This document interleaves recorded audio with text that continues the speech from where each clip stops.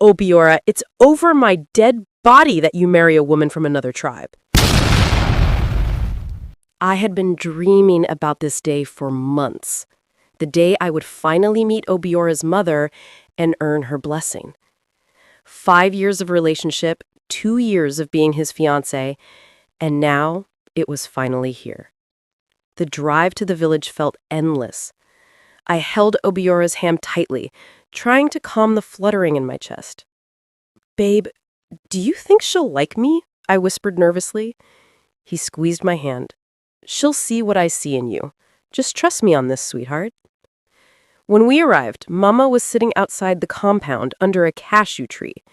Her arms were crossed, but when we stepped out of the car, she let out a very warm smile, which relaxed my nerves.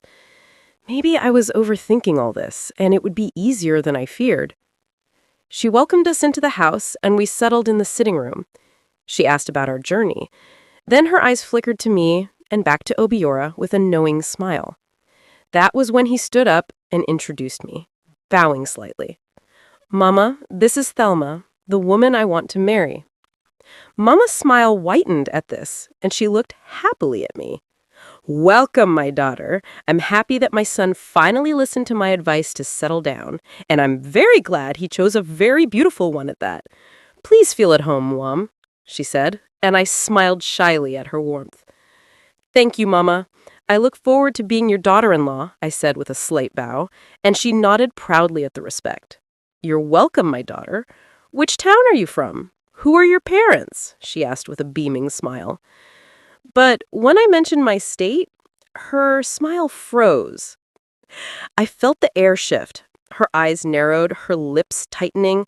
What did you say?" she snapped, stepping closer. "From another tribe?" she shouted, then turned to Obiora, as if wondering if he was aware. And when she saw his calm expression, her frown deepened. "Obiora, you knew? How can you bring a woman from another tribe and present her to me as your wife-to-be? Obiora, have you lost your mind?" I flinched, clutching Obiora's hand. Gone was the warm, happy woman from a few minutes ago. The woman I was seeing had turned into a spitting fire. I love her, Mama," Obiora said softly. "She's the only woman my heart beats for." Mama shook her head violently. "Obiora, it's over my dead body that you marry a woman from another tribe.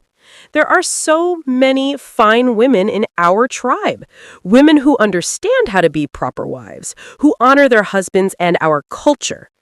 Do you think a woman from another tribe